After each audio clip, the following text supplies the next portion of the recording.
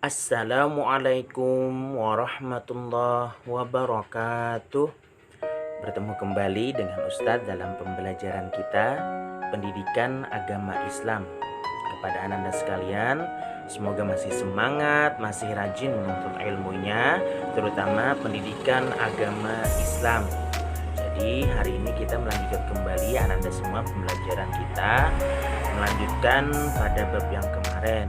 Tapi sebelum memulai pembelajaran, Ustadz ingin mengingatkan kembali kepada Anda sekalian agar selalu menjaga kesehatan, menjaga kebersihan di era pandemi seperti ini.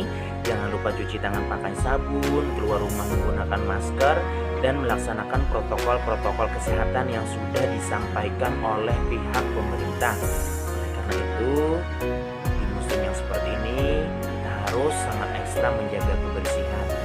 Dan terus melaksanakan pembiasaan-pembiasaan sudah disampaikan, baik sholat berjamaah, sholat duha, sholat ibadah-ibadah yang lainnya, supaya menjadi pembiasaan kita dalam kehidupan sehari-hari. Dan jangan lupa, jangan malas juga membantu orang tua di rumah.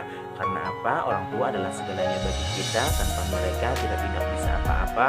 Tanpa mereka kita tidak bisa sampai seperti sekarang ini. Oleh karena itu, tetap semangat membantu orang tua di rumah supaya ilmu yang dituntut, ilmu yang dicari mendapatkan keberkahan daripada Allah Subhanahu wa Ta'ala. Dan sebelum memulai pembelajaran, Ustaz ingin mengingatkan juga agar selalu berdoa, memohon kepada Yang Maha Kuasa agar dimudahkan dan dilancarkan dalam menuntut ilmunya, terutama pendidikan agama Islam. Langsung saja kita lanjutkan kembali Anda semua pembelajaran kita pada hari ini. Melanjutkan pembelajaran yang kemarin, kita masuki kepada selanjutnya.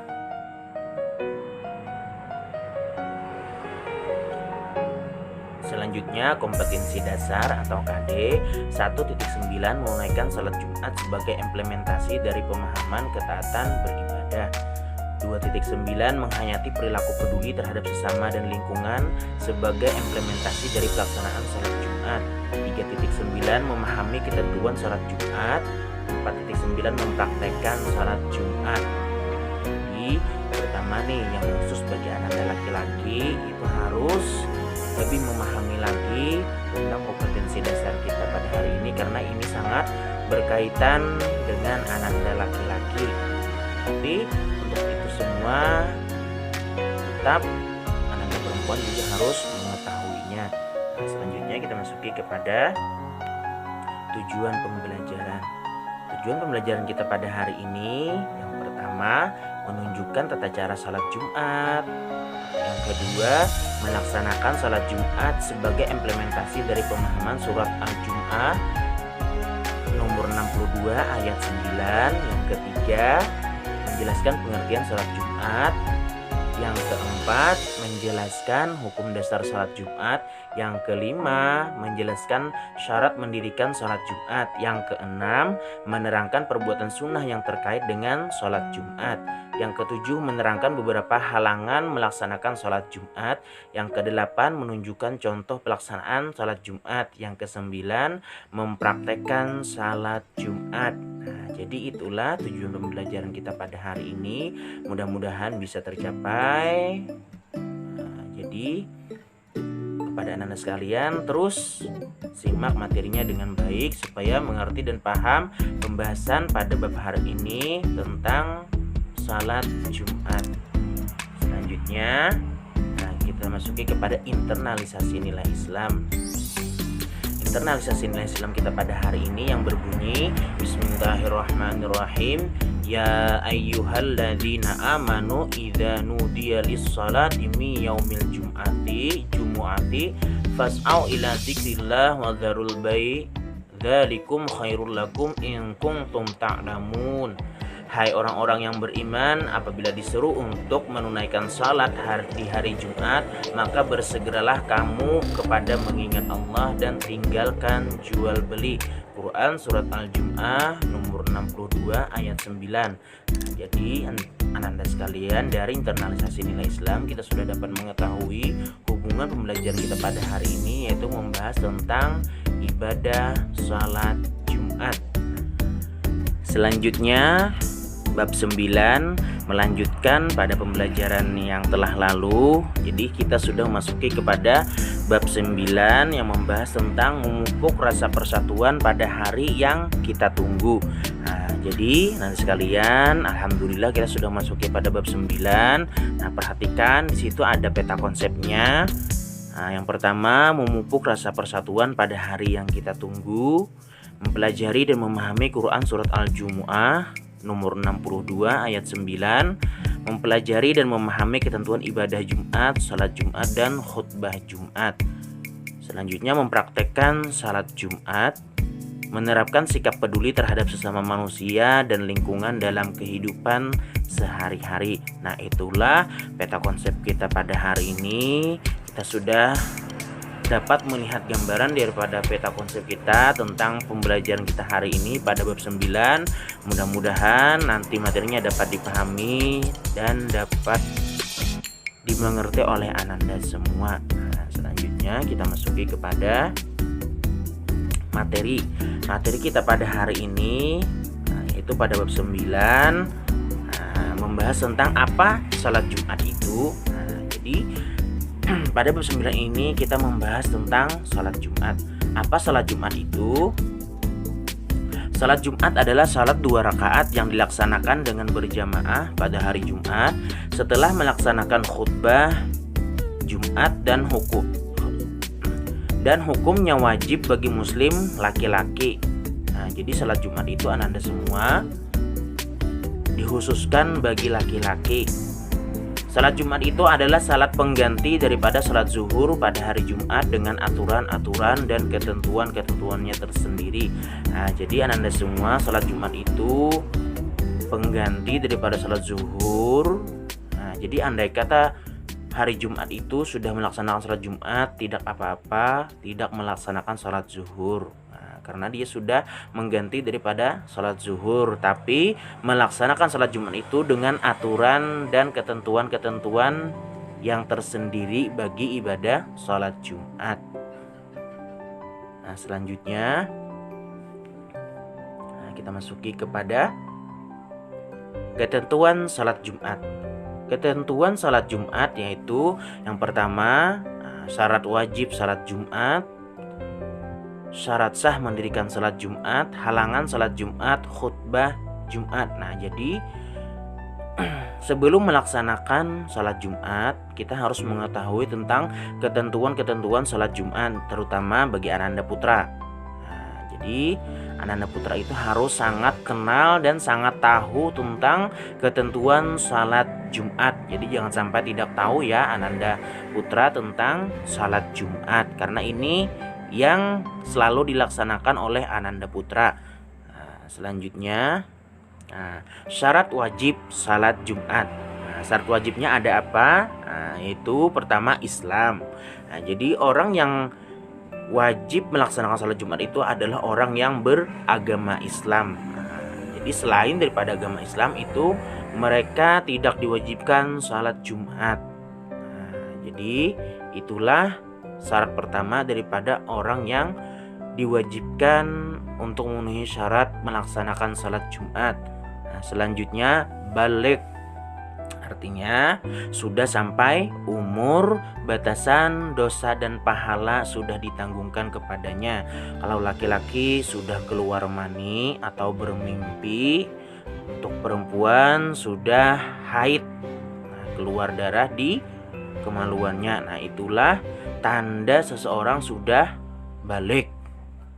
Nah, selanjutnya berakal. Nah, jadi orang itu Islam, baligh, terus berakal. Artinya sehat pemikiran.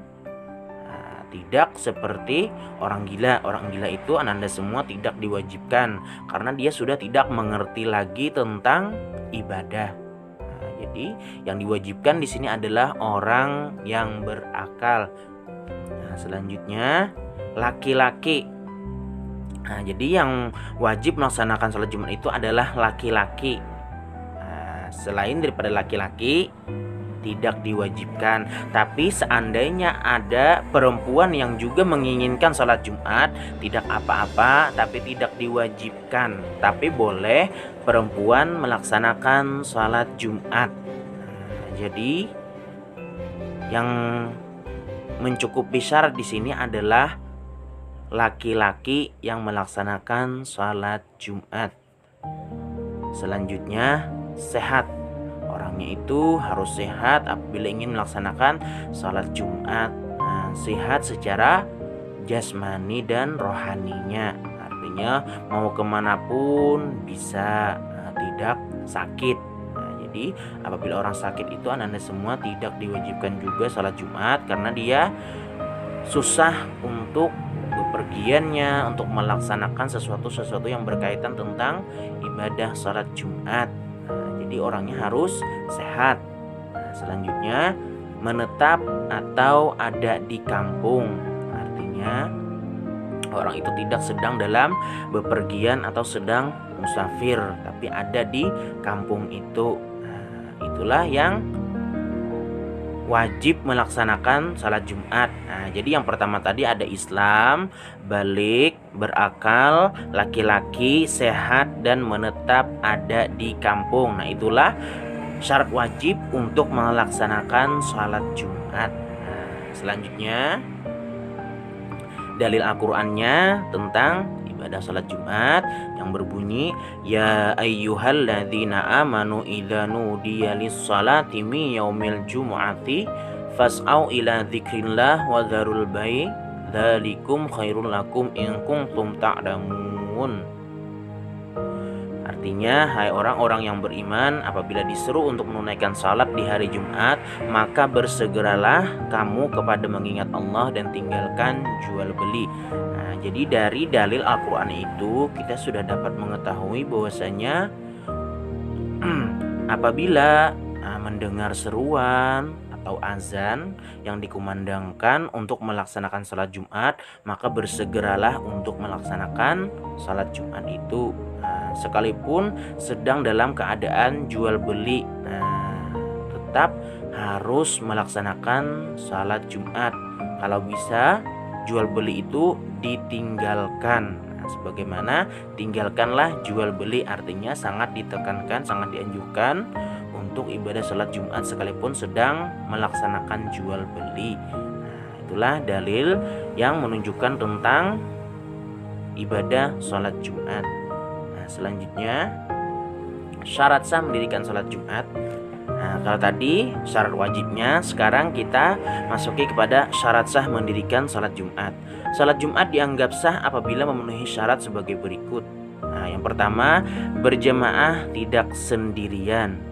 Jadi harus dengan orang banyak, tidak boleh salatnya sendirian, dan dilaksanakan pada tempat kebiasaan. Yang dimaksud dengan tempat kebiasaan itu adalah di masjid atau di surau-surau yang lainnya atau di tanah lapang, itu silahkan, asalkan menjadi tempat kebiasaan melaksanakan salat Jumat.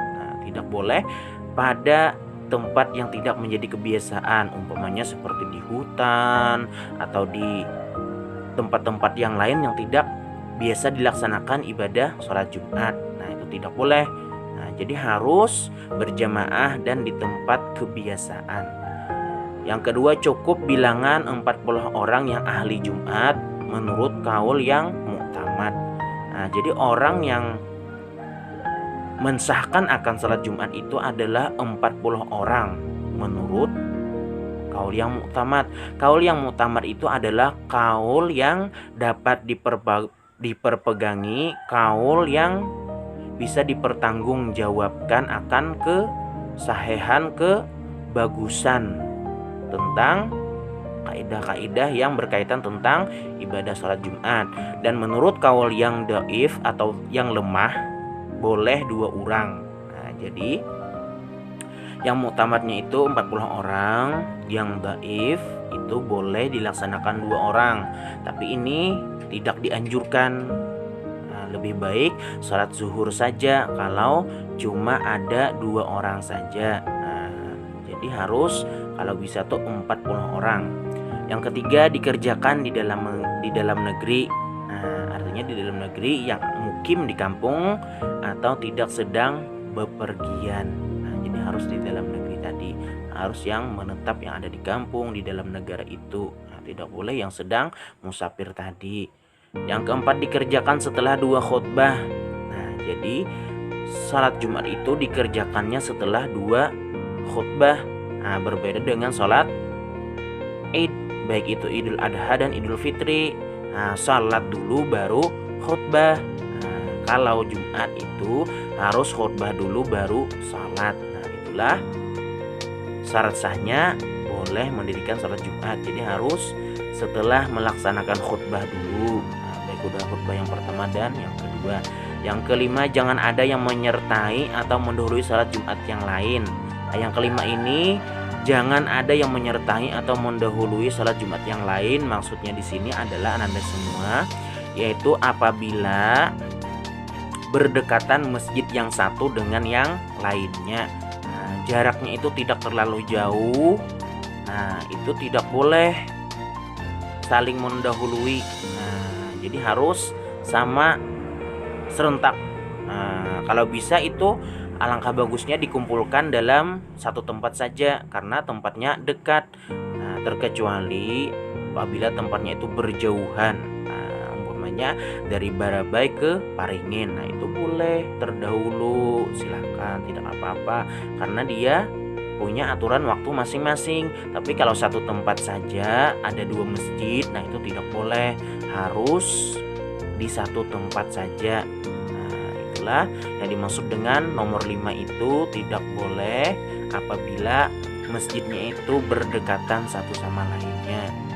Yang keenam, dikerjakan di waktu zuhur sebagaimana hadis Nabi yang diriwayatkan oleh Bukhari an Anas ibni Malik radhiyallahu anna anin Nabi sallallahu alaihi wasallam kana yusallil jumu'ati hina tamilu syamsu rawahul Bukhari. Dari Anas bin Malik, sesungguhnya Rasulullah SAW salat Jumat ketika matahari telah tergelincir. Nah, jadi Ananda semua nomor 6 itu adalah dikerjakannya di waktu zuhur, di waktu gelincir matahari sebagaimana yang dilaksanakan oleh Rasulullah. Nah, jadi harus di waktu zuhur, jangan sampai salatnya itu sebelum masuk waktu zuhur. Nah, itu adalah diantara syarat sah mendirikan salat Jumat. Nah, jadi terutama nih Ananda laki-laki atau Ananda putra harus sangat kenal dengan syarat sah mendirikan salat Jumat ini. Nah, selanjutnya kepada kesimpulan.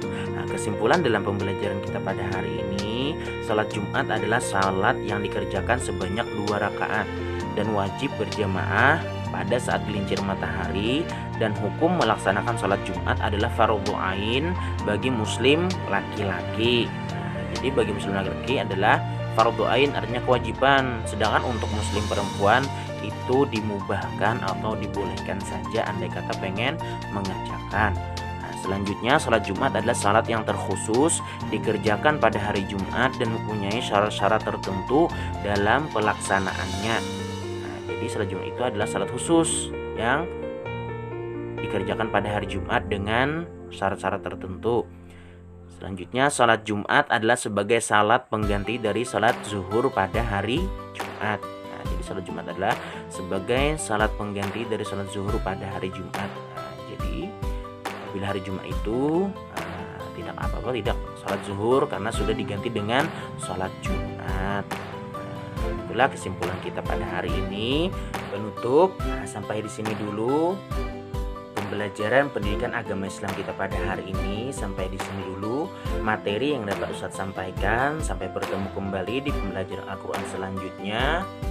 Mudah-mudahan Anda sekalian mendapat ilmu yang manfaat, mudah-mudahan Anda sekalian mendapat ilmu yang barokah, dan mudah-mudahan juga materi yang tadi Ustadz sampaikan dapat dipahami, dapat dimengerti oleh Anda sekalian, dan dapat dipraktekkan oleh Anda semua, terutama Anda laki-laki yang berhubungan dengan sholat Jumat. Jadi sampai bertemu kembali di pembelajaran pendidikan agama Islam selanjutnya.